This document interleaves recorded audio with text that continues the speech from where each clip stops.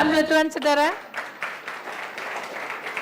Puji nama Tuhan. Saudara terkasih dalam Tuhan, kita tahu bahwa rancangan Tuhan itu selalu indah pada waktunya. Tetapi rancangan Tuhan itu hanyalah kehendak Bapa yang terjadi. Jadi hari ini kita masuk di dalam tema yaitu kehendak Bapa yang terjadi.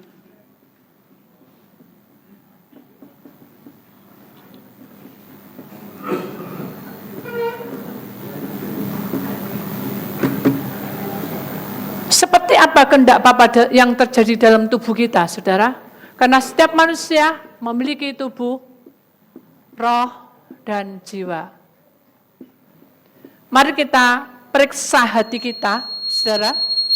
Mari kita koreksi hati kita, ya. Karena dalam perjuangan ini kita tidak hanya sampai di sini menjadi anak-anak Tuhan, kita tidak hanya nasibnya seperti ini, kita tidak hanya hidup kita ini bertubi-tubi dengan banyak persoalan tetapi tidak ada jawabannya, tidak mungkin. Ya, kenapa?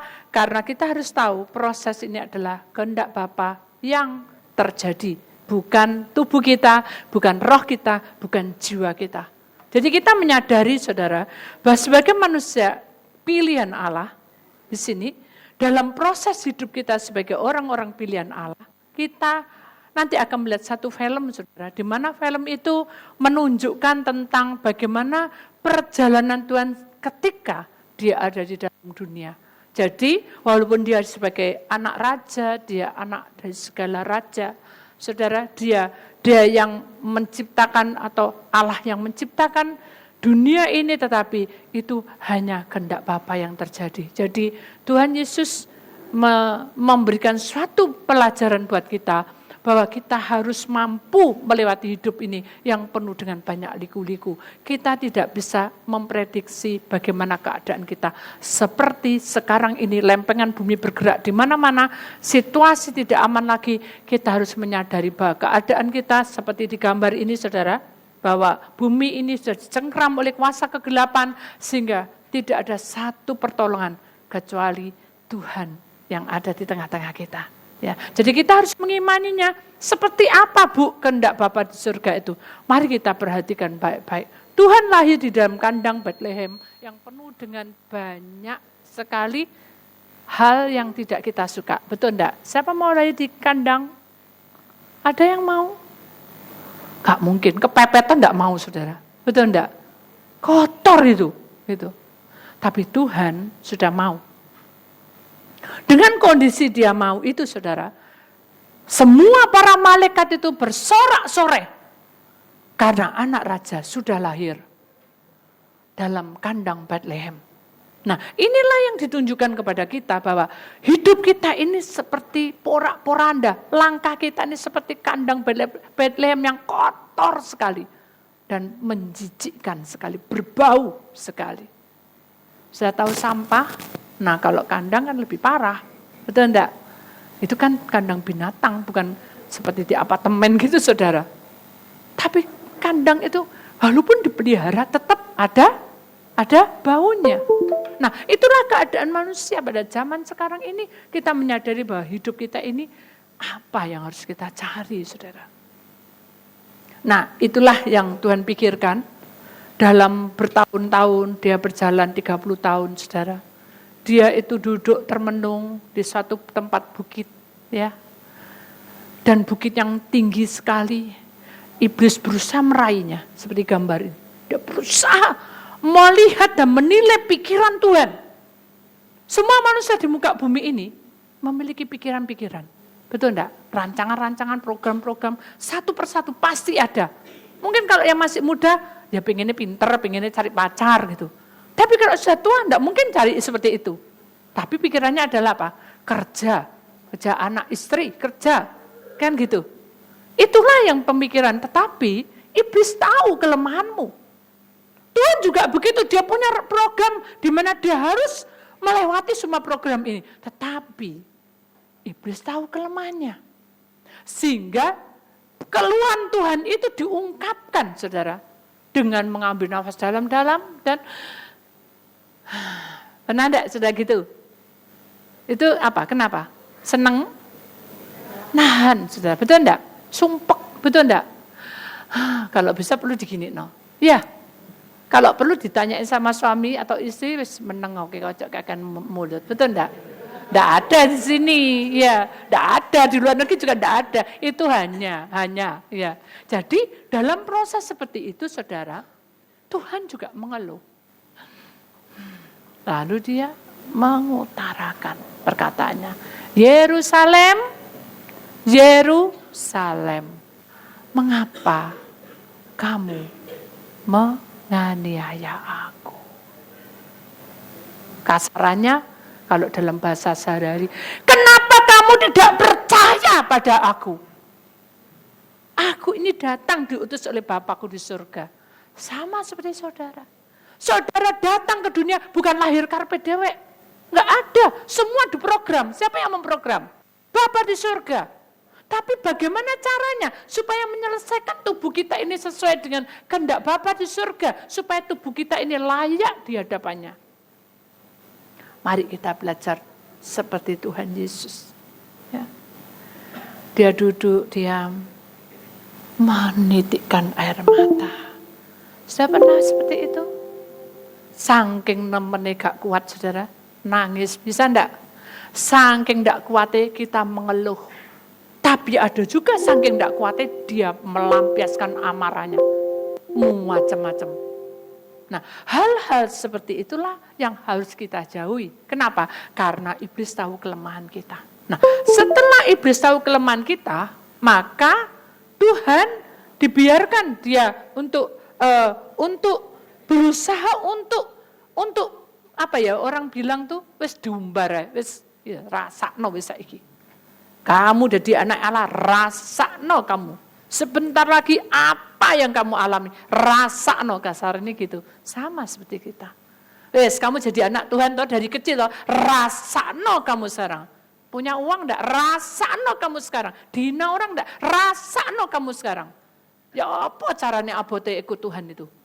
Nah, akhirnya perkataan kita dibalik sama setan. Ya, abot ya ikut Tuhan itu. Betul enggak? Kadang kan seperti itu. Mari kita belajar untuk memilah-milah, ya saudara. Mana yang harus kita masukkan dalam hidup kita untuk menjadi suatu pelajaran buat kita. Ketika Tuhan sudah berjalan, dia mengeluh, kemudian dia berjalan, iblis mengikuti terus diikuti, saudara. Dia tidak berani ngedor, dia tunggu waktunya. Begitu dia sampai di satu tempat dan dia berkata kepada muridnya, hai kamu murid, pergilah kamu ke kota dan temui si A. Dan kamu akan mendapatkan tempat di sana dan aku akan mengadakan doa. Yaitu doa untuk apa? Untuk apa, saudara? Perjamuan. Itulah hari perjamuan terakhir, saudara. Nah, pada waktu Tuhan itu duduk, akhirnya dapat kan? Duduk semua semeja dengan 12 muridnya. Dia memandang satu persatu, saudara. Saya pun juga memandang saudara satu persatu. Kalau saya punya talenta penglihatan seperti ini, apapun menjadi bebanmu itu kelihatan, saudara. Rohnya itu sudah teriak, saudara. Seperti pada waktu saya ada di suatu tempat, saya tidak kenal orang-orang itu. Semua pegawai. Karena dia punya masalah, saudara. Pegawainya itu ada 10, semua itu berbaris, saudara. Jadi saya bingung, saya di sini itu beli, kok pegawainya berbaris kabeh rohnya. Karena mengakui. Jadi kalau kita itu terang, dengarkan baik-baik. Kalau kita itu memiliki terang itulah yang dicintai orang-orang yang pada saat itu bertemu dengan kita. Bukan dicintai untuk jatuh cinta, tapi untuk menyelesaikan masalahnya. Nah, kalau kita sudah punya terang, jangan kita mengambil dan meremehkan panggilan itu. Seringkali kalau kita bertemu dengan teman, atau bertemu dengan tetangga, bertemu dengan orang dekat, dengan siapapun, dengan saudara, ya apa kabarmu? Kan sering gitu ya. Oh baik-baik, aduh, dia kusep-kusep kening ini. Aduh susah sekarang cari uang tuh ya, aduh rasanya cuane itu gak ono. Tahu cuan saudara, batinnya gak ono. Pengeluarannya wakeh banyak, pusing buat katanya gitu, saudara. Terus saudara ngomong apa? Oh bener aku ya gitu lah, terangmu mana, saudara? Duh, aku ya gitu ya Bu, utangku ya kayak, oh saudara masuk mau ngomong gitu, utangku banyak pinjem mono, kan enggak mungkin saudara. Saudara harus membuka hati sudah, yang sabar, berdoa. Tahu enggak? Itu PR saudara, jadi terang. Seperti pada waktu ada kesaksian orang yang sudah divonis punya kanker stadium yang sudah tinggi sekali dan hampir mati. Sebelum dia mati, dia menangkan banyak jiwa. Dia tidak mengenakan begini-begini, dia hanya menunjukkan kepribadian dia itu selalu sehat walafiat. Walaupun dia sudah gondo, sudah tidak bisa apa-apa, sudah tidak mampu, tapi dia menguatkan orang di sekitar kita. Nah itulah yang Tuhan mau. Seperti Tuhan Yesus pada waktu itu. Pada waktu dia masuk semeja duduk makan dengan murid-muridnya. Hati Tuhan hancur. Karena dia tidak suka berpisah. Siapa yang sini suka berpisah? Tidak ada. Hati Tuhan remuk. Matanya dan keinginannya sudah rasanya sudah sayu semua. Karena apa? Karena dia mengerti apa yang terjadi. Sebentar lagi aku akan berdoa di Taman Getsemani. Sebentar lagi ada muridku yang akan menjual aku dengan 30 keping perak. Sebentar lagi nanti pada waktu pengadilan ada lagi satu orang yang mengkhianati aku juga. Nah, Tuhan tahu. Bukan Tuhan punya talenta penglihatan karena dia berkuasa. Dia tahu apa yang terjadi. Tapi dia tahan.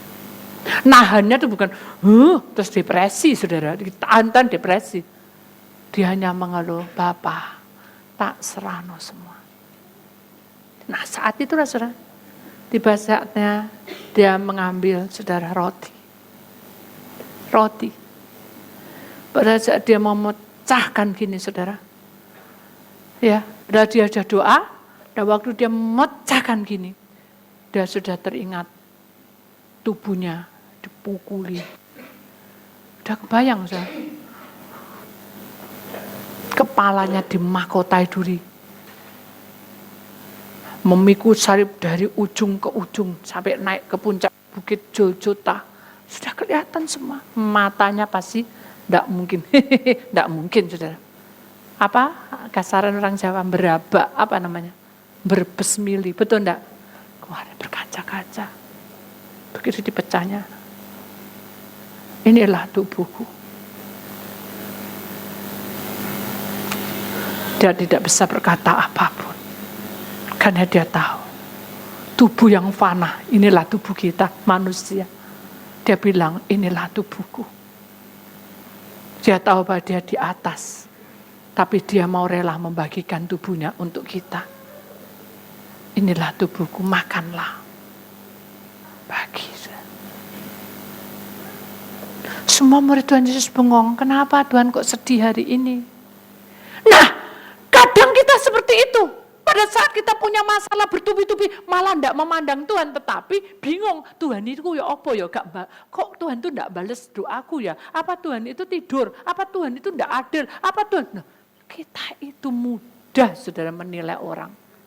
Tetapi kita tidak sadari bahwa kitalah yang harus dinilai lebih dulu. Amin. Sebelum saudara mengata-ngatai si A, tunjukkan pada kita, apakah aku juga bisa seandainya aku seperti A itu. Betul enggak? Itu harus dipelajari seperti itu saudara. Jadi kalau saudara mau ngata-ngatai orang, mau marah sama orang, waliin saudara. Andaikan aku seperti dia. Bisa enggak? Oh aku bisa. Kalau saudara bilang begitu, itu adalah sifat keakuannya. Tapi pada waktu Tuhan bilang, inilah tubuhku. Dia melihat semua muridnya tidak sadar. Dia sedih. Bukan sedih karena, oh kamu kok lupa aku. Enggak, dia sedih karena firman. Dengar kan? Firman, mujizat, kesembuhan, pemulihan sudah diberikan haknya sepenuhnya kepada semua orang yang percaya. Tapi Tuhan melihat kita tidak bersungguh-sungguh. Malam ini Tuhan menangis untuk kalian. Kamu datang mencari hambaku atau mencari aku. Kalau kamu mencari aku, persiapkan dirimu untuk kuberikan pecahan tubuhku ini sebagai lambang supaya kamu diangkat lebih lagi berharga. Saudara, orang yang diangkat berharga itu butuh proses. Tapi orang yang untuk diangkat menjadi sesuatu berharga, kalau tidak proses, saudara, itu namanya kita anak-anak gampangan. Jadi pada waktu saudara diproses ini tidak menyenangkan. Ketika sudah menerima tubuh Yesus itu, ketika saudara percaya bahwa Tuhan mati di kayu salib, kita percaya bahwa Tuhan itu mati untuk kita. Kita harus sadar, siapa aku ini? Saya sering nyanyikan, siapakah aku ini Tuhan? Jadi biji matamu. Saya tahu apa biji mata Tuhan. Saudara disayang oleh Tuhan. Berapa kali saudara jauh dari hadapannya, Tuhan tetap sayang saudara. Berapa kali saudara berkata-kata enak, aku janji begini, aku mau begini, wes nanti diselesaikan. Sudah jauh. Nanti ada masalah lagi, masuk lagi. Itulah manusia. Makanya Tuhan bilang, inilah tubuhku, lambang kekudusanku. Ambillah dan makanlah. Ini suatu tawaran yang luar biasa malam ini. Bila saudara percaya sungguh-sungguh, jangan menengok ke belakang lagi. Ini adalah penghujung tahun 2018. Lempengan bumi bergerak cepat. Tuhan menangis di Getsemani, yaitu tempat doa di mana dia berteriak, Bapa, beri kesempatan sekali ini supaya mereka bisa masuk kerajaan-Mu. Karena lempengan bumi bergerak cepat, aura dari bawah dan dari atas itu penguasa roh yang tidak kelihatan, saudara. Dia akan menyerbu kita. Baik itu kepandaian kita, kemakmuran kita, keuangan kita, penyakit nanti keluar semua. Dari tubuh kita diserang dengan banyak masalah. Tuhan, sini ya, kata Tuhan. Aku mencintai kamu. Malam ini, gunakan waktumu sungguh-sungguh untuk benar-benar melekat padanya. Karena di dalam tubuh ini kita lemah dan fana, saudara. Tubuh kita ini fana.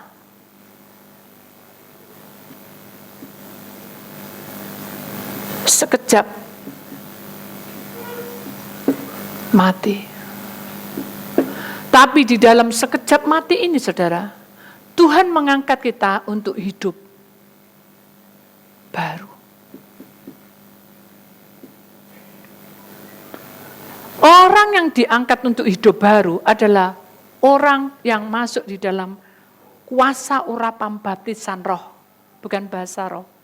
Jadi kalau baptisan roh itu diterima di saat kita sudah mendapatkan baptisan tubuh kita. Jadi tubuh kita ini dibaptiskan lebih dulu, yang fana dalam sekejap untuk hidup baru. Loh Bu, kalau aku belum dibaptis ya apa? Tuhan berkata, ketika kamu percaya apapun, ketika kamu percaya, aku yang akan bekerja, bukan kamu. Bukan kemauanmu, tetapi kehendakku yang jadi. Jadi kalau saudara belum dibaptis, saudara mendapat urapan baptisan, itu berarti saudara dipulihkan dalam kondisi betul-betul mujizat terjadi. Karena saudara belum mendapat baptisan secara tubuh.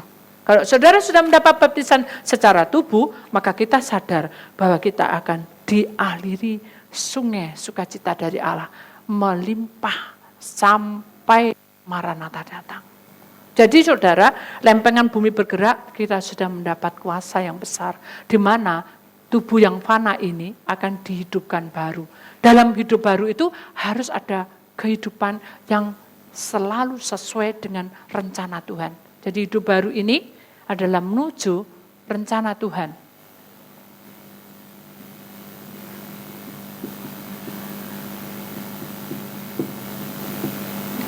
Orang yang masuk di dalam rencana Tuhan itu adalah pertama-tama harus bisa belajar untuk mengampuni.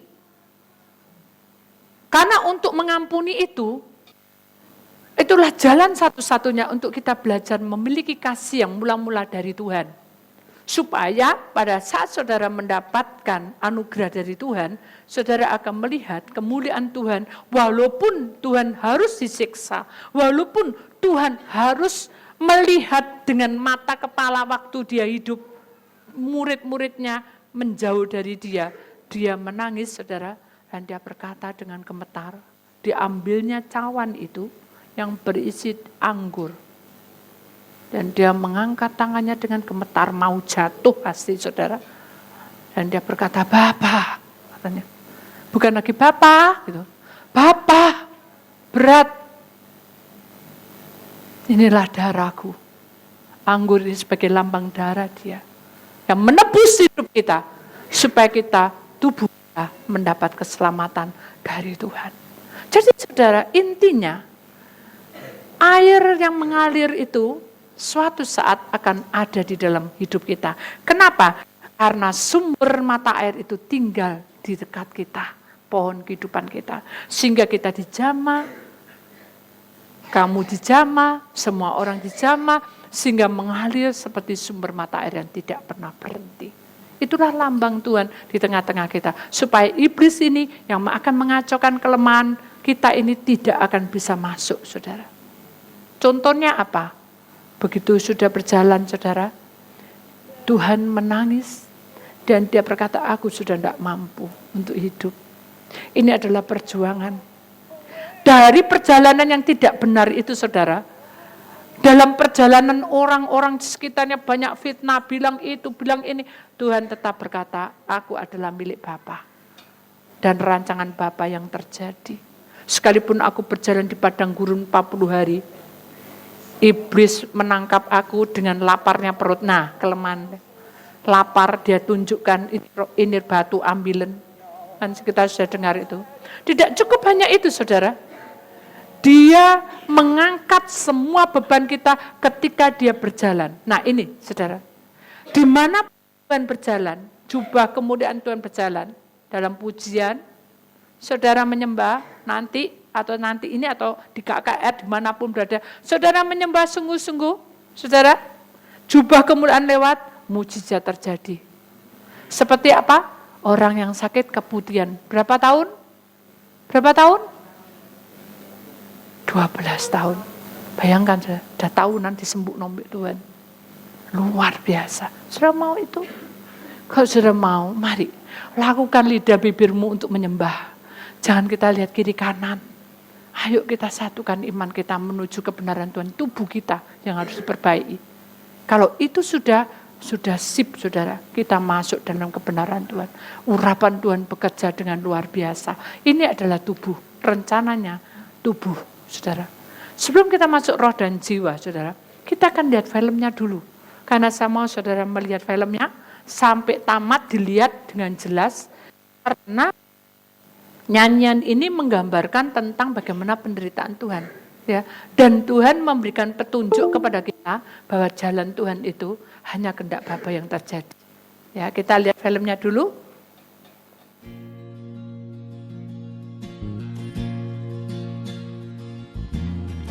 I only want to say, if there is a way, take this cup away from me, for I don't want to taste its poison, feel it burn me.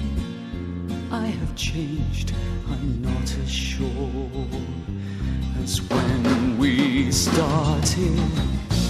Then I was inspired. Now I'm sad and tired. Listen, surely I've exceeded expectations. Tried for 3 years, seems like 30. Could you ask as much from any other man? But if I die, would I be more noticed than I ever was before? Would the things I've said and done matter anymore? Can you show me now that I would not be killed in vain? Show me just a little of your omnipresent brain. Show me there's a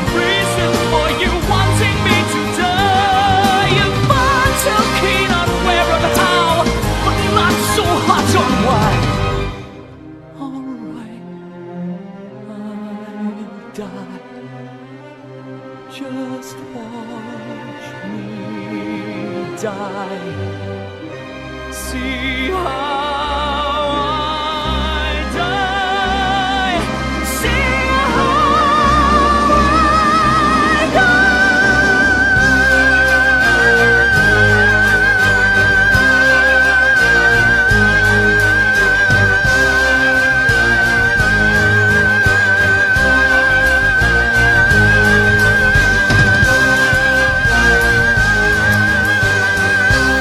Beri kemuliaan pada Tuhan, saudara.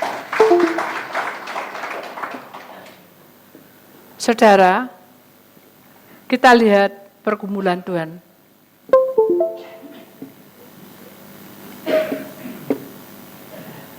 Kita tahu bahwa jalan Tuhan bukan jalan kita, tetapi yang terbaik adalah ketika kita melewati semua hidup kita itu dengan perjuangan.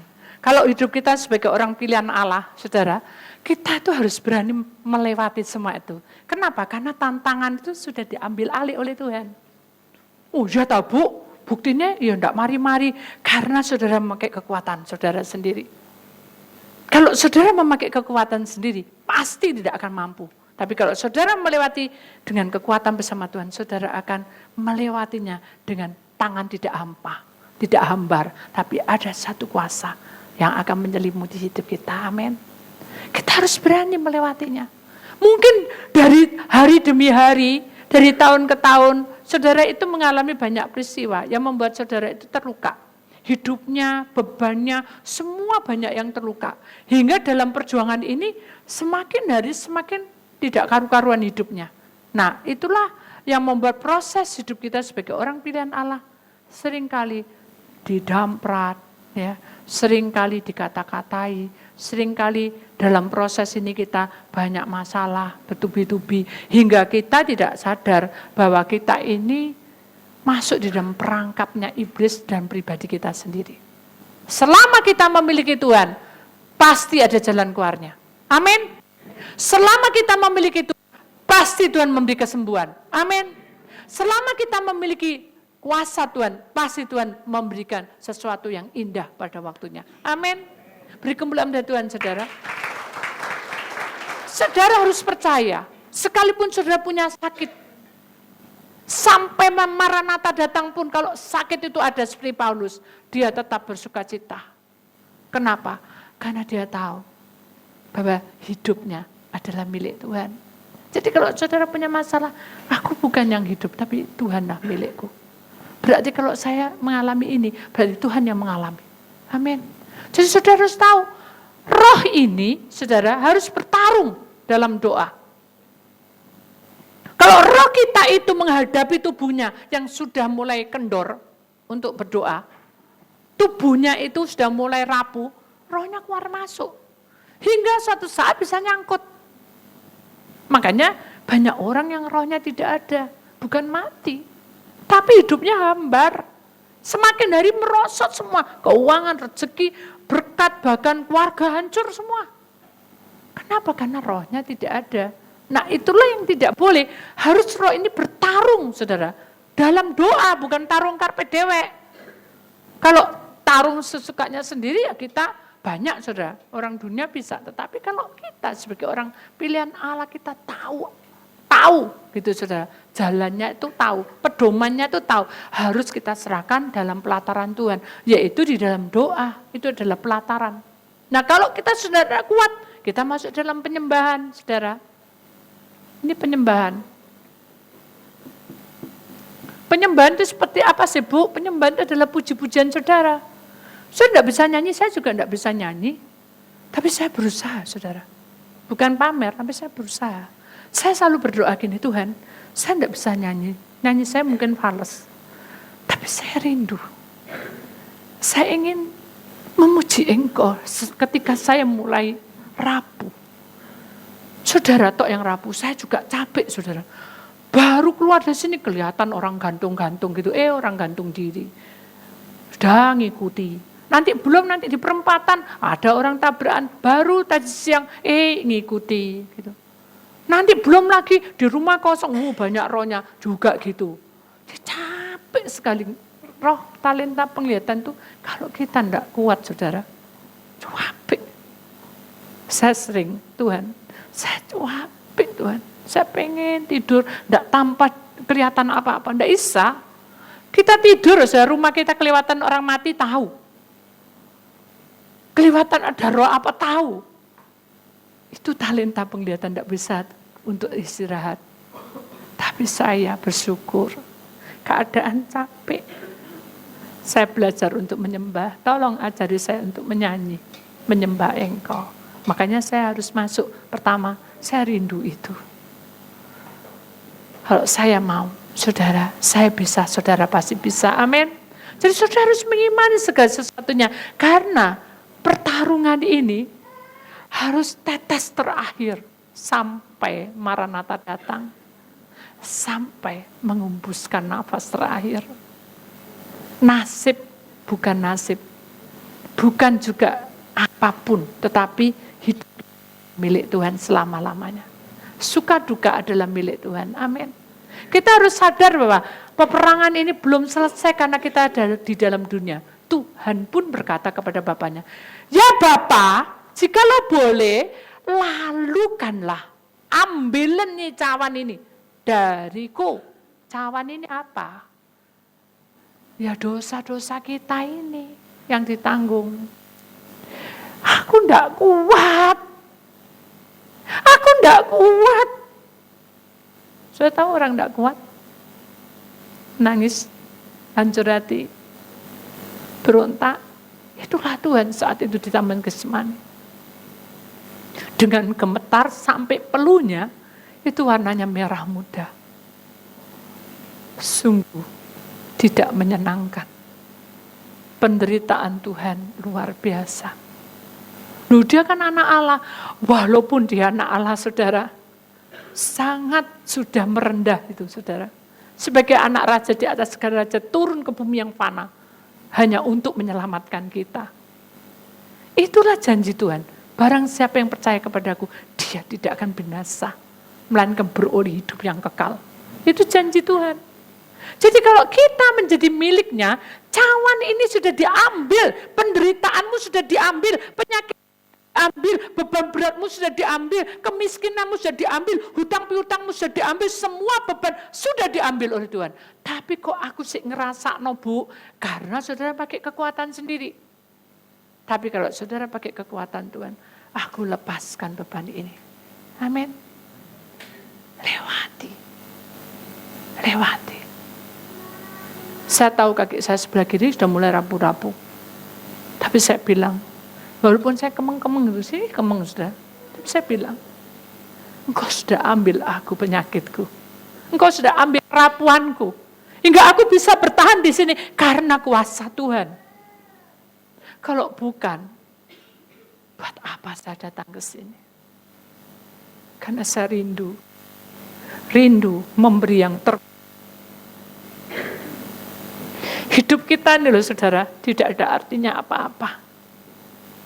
Kekayaanmu, kepandaianmu, semuanya tuh semu. Hidup sementara di dunia. Tapi kalau saudara sementara, saudara anggap itu uang, kamu royalkan, kamu buang-buang, kamu jadi miskin. Tapi kalau saudara bisa menata uang itu baik-baik, saudara akan menjadi orang yang betul-betul bijak. Bukan menjadi wah gitu, menjadi bijak. Orang yang bijak itu saudara, tidak peduli siapa kaya miskin, kalau punya roh kebijaksanaan, orang akan merasa nyaman di dekatmu, tidak ketakutan, tidak merasa benci. Kita jadi terang.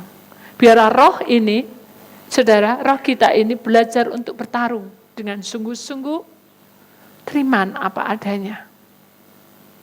Sekalipun saya menangis, saudara, kalau saya sudah cuapik itu, saya sapa saudara. Kalau saudara konseling dengan saya, mengapa saya selalu senyum? Karena saya rindu untuk memberikan cinta Tuhan pada saudara. Mengapa saya peluk saudara? Karena saya dengan saudara adalah sama berjuang. Seperti bangsa Israel. Kita sehati sepikir. Jangan lelah hidup ini. Nikmati dengan pimpinan Tuhan. Jangan ngeresulo terus mengeluh. Kok enggak ada uang, enggak cukup. Tuhan yang cukupkan. Kok aku sakit. Tuhan kan sembuhkan. Imani itu saudara. Ada waktunya Tuhan pulihkan itu. Amin. Seperti suami saya kena gagal ginjal. Tuhan sembuhkan. Jarak. Tuhan sembuhkan. Tapi sampai mengunjung ajalnya, saya tenang. Kenapa? Walaupun dia sakit, tapi dia sukacita hatinya sudah nyatu. Dia milik Tuhan. Kita senang. Berjuang. Roh kita ini harus masuk dengan cawan ini. Karena cawan, nuho godesi, gini metihe gini malia. Percobaan yang kamu alami tidak akan melebihi dari kemampuan. Amin. Kemudian kita lihat ini, saudara. Setelah tubuh, roh, dan jiwa. Jiwa ini, saudara, adalah keluhan. Jiwa ini adalah menandakan tentang nyawa. Ya. Tuhan bilang, aku sudah sanggup lagi, Bu. Mungkin ya, Tuhan juga bilang, aku sudah tidak sanggup, Bapak, aku tidak sanggup. Jiwanya sudah berontak, aku ini tidak salah, kok aku harus mati kayak gini. Tapi dia hanya berkata, namun ya, kehendak Bapakku yang jadilah. Yesus bergelut sendiri. Kenapa? Karena murid-muridnya tidur kabeh, tidur semua. Apakah kita salah satu dari murid itu? Kita cuek dan tidak mau tahu, pokoknya diberkati, pokoknya ditolong Tuhan lewat Bu Titi? Tidak, saudara, jangan. Saya juga akan sedih kalau saudaranya minta tolong. Tapi belajarlah malam ini berkata, aku mencintai Engkau Tuhan. Biarkanlah Tuhan akan memberkati rumah tanggamu, memberkati hidupmu dan memberkati langkahmu. Kita akan lihat satu firman Tuhan saudara dalam 2 Korintus pasal 5 ayat yang kelima. Tetapi Allah lah yang justru mempersiapkan kita untuk hal itu dan yang mengaruniakan roh kepada kita sebagai jaminan segala sesuatu yang telah disediakan bagi kita. Kita ulang saudara, 2 Korintus pasal 5 ayat yang kelima. Tetapi Allah lah yang justru mempersiapkan kita untuk hal itu dan yang mengaruniakan roh. Jadi mempersiapkan, mengaruniakan roh kepada kita sebagai jaminan segala sesuatu yang telah disediakan bagi kita. Amin. Jadi saudara harus tahu bahwa Tuhan sudah mempersiapkan. Jadi tubuh roh jiwa ini sudah dipersiapkan saudara. Untuk dikaruniai roh. Ya. Dipersiapkan.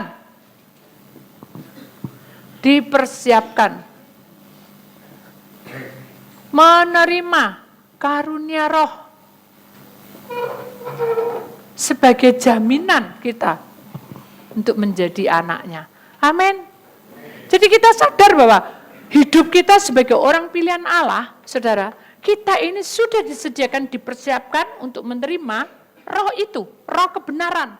Di mana saudara, lempengan bumi bergerak, dunia sudah kacau, kita tetap tenang teduh. Perahu hidup kita, pohon kehidupan kita tenang teduh. Kenapa? Karena kita dijamah oleh Tuhan. Apanya? Tubuhnya, rohnya, jiwanya, hati kita dipulihkan seperti air yang mengalir. Amin.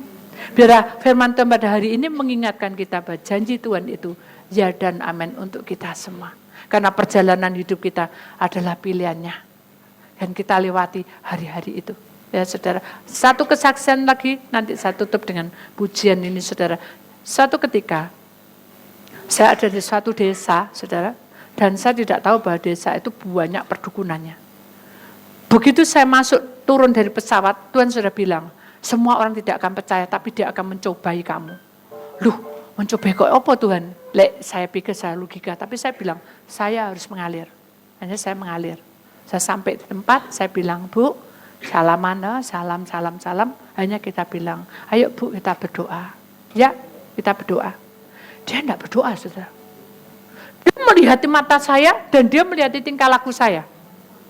Akhirnya setelah amin dia bilang, di dalam diri saya itu ada apa? Loh, saya bingung. Di dalam diri saya ada apa? Terus saya bilang, loh Ibu, kita kan berdoa bukan konseling. Doa dulu Bu, baru konseling. Ya, tapi dia enggak mau berdoa. Nah, Tuhan kan sudah bilang, orang ini enggak percaya, dia mencobai saya, mencobai aku.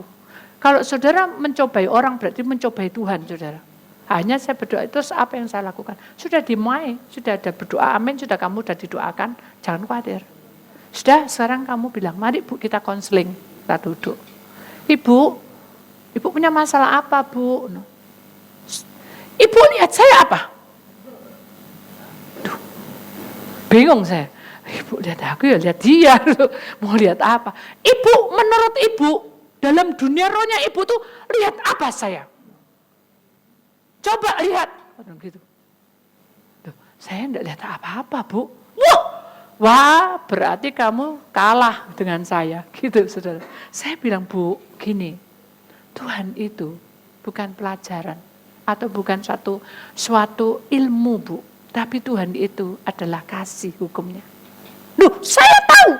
Saya ini mengasihi seluruh orang-orang di sini. Ya, ibu lihat apa dulu saya? Nanti baru saya ngomong. Saya bingung. Loh Tuhan, ini ya apa Tuhan? Kan tadi sudah tak bilang. Tidak apa-apa, tenang aja kamu. Begitu sudah. Saya tenang aja. Ya sudah Bu. Terus ibu sekarang maunya apa? Loh, tunggu. Tolong lihat saya. Saya ada apanya? Gitu. Gitu, dia nuanti. Ya apa nih? Nah akhirnya saudara, di belakang itu ada pertenaan. Ya. Itu ada binatang yang keluar. Ya. Saya lupa, itu entah anjing, entah kucing, saya lupa. Kayaknya anjing. Jadi anjing heder, yang hitam itu saudara, yang ekornya pendek itu. Ya. Langsung, gitu kan, langsung di belakang saya apa ya tadi, gitu, sudah lari dia langsung, tolong saya. Dan saya kan juga kebingungan, anjing di depan saya mau mangap gini, Tuhan apa yang saya lakukan? Tuhan cuma bilang, panggilan aja namanya, siapa lu? Saya tidak tahu. Blacky namanya, oh ya, Blacky, ya, saya diem, dalam hati, Blacky, diem Blacky. Duduk pelek dalam hati, loh kok enak. Terus saya bilang, saya bingung ketenggengan, Bu, kok anjingnya lulus sama ibu udah kenal ya? Hah? Kenal enggak? Loh Bu, ibu apa ilmunya Bu? Nah itu saudara, jadi orang dalam penglihatan dikira ilmu, padahal itu bukan saudara. Kita itu berdoa berserah pada Tuhan, amin. Kalau saya berdoa pada Tuhan, nanti Tuhan yang akan tuntun. Akhirnya saya bilang, terus apa kelanjutannya kan gitu? Mau jalan ditarik, digigit. Kan kita enggak bisa apa-apa. Tuhan bilang, apa jalan biasa, jangan lari. Ya sudah, jalan biasa. Ibu tadi lari sudah. Langsung dikejar. Baru dia panggil, Tuhan Yesus. Dia naik, Tuhan Yesus. Tapi ini dah sobek. Tuhan tolong saya. Hanya saya dekat. Saya Bu, tenang Bu. Blacky. Dia bilang gitu, diem. Gitu. Tenang gitu. Saya aduh ini anjing itu ya apa. Saya juga, giginya panjang, besar sekali. Dah Bu, ayo turun Bu. Nanti dilihat orang. Sudah pakai baju sudah gini. Kan ya enggak turun Bu. Turun. Aduh, saya takut sekali ya. Aduh, saya takut sekali. Udah Bu, mari kita berdoa. Nah, berdoa. Rohnya keluar. Ampuni saya Tuhan. Nah itu roh itu mengaku, aku sombong Tuhan, aku tuh tidak ada apa-apanya, aku tuh cuma punya ilmu yang bisa ngilang tok, tapi aku tuh sesungguhnya aku tuh tidak bisa apa-apa. Aku ngomong gitu. Begitu amin, saya bilang Bu, ilmunya dibuang aja Bu ya. Buat apa? Ilmu menghilang tuh entah apa Bu. Iya, itu pun kadang mempan, kadang enggak gitu saudara. Ngomong gitu. Mau ngomong apa saya bingung, ya kapok enggak. Saya bilang gitu ya, makanya Bu namanya ilmu. Ya saudara, kalau kita pakai ilmu, kita itu kan enggak tahu apa yang terjadi, tapi itu bukan kekuatan dari Tuhan. Amin. Saya enggak perlu pakai ilmuwan saudara. Enggak perlu jadi orang sakti, itu enggak perlu. Kita itu punya Tuhan yang penuh kuasa. Amin.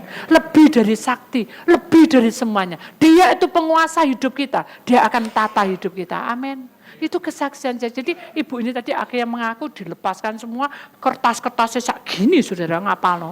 Sak gini sudah. Ini ngilang di laut, ini ngilang di sudah saya pusing, dah hilang, saya taruh sini semua bakar. dalam nama Tuhan bilang jangan dibakar, buang aja ke tengah lautan. Kenapa? Karena auranya bisa nempel, tidak boleh dibakar. Oh, makanya kita tidak boleh bakar. Kalau ada apa-apa tidak boleh dibakar. Itu terjadi loh, saudara. Papa, ketika aku memandang salib itu, aku merasa sangat kecil sekali. Baik itu tubuhku, rohku, dan jiwaku tidak ada artinya apa-apa. Ketika aku melihat salib itu, aku jatuh tersungkur di bawah kakimu. Dan aku sadari, siapakah aku ini? Hingga engkau mau mati untukku. Ketika aku melihat salib itu, tubuhku langsung jatuh lemas. Dan aku berkata, sungguh aku tidak sanggup. Karena hidupku selalu tidak sempurna. Banyak sekali kekurangan yang kualami. Selalu melanggar. Dan tidak mau mendengar suaramu. Ampunilah aku. Ketika aku melihat salib itu, hatiku mulai remuk redam. Betapa baiknya Engkau, karena Engkau selalu menyentuh hatiku. Karena Engkau selalu menjaga hidupku. Bahkan memelihara nafasku hari demi hari. Sekalipun menghambat hidupku. Sekalipun pencobaan menghadang aku. Sekalipun masalah bertubi-tubi seperti ombak yang tinggi, siap menelan seluruh hidupku. Saat aku memandang, aku sadar, siapakah aku ini? Hingga aku harus berkata, Tuhan tolong aku. Karena aku tahu, di salib inilah semua jawaban ada. Karena aku tahu di balik salib itu ada kemenangan yang menanti. Ada satu janji yang menunggu. Izinkanlah mulai hari ini, sekalipun aku jatuh bangun, biarlah aku memandang salib-Mu sebagai pegangan depanku. Karena kasih-Mu mengalir seperti sumber mata air, siap menjamah hatiku dan menjamah orang-orang yang Kau cintai. Terima kasih Tuhan buat cinta-Mu dan pengorbanan-Mu untuk kami semua.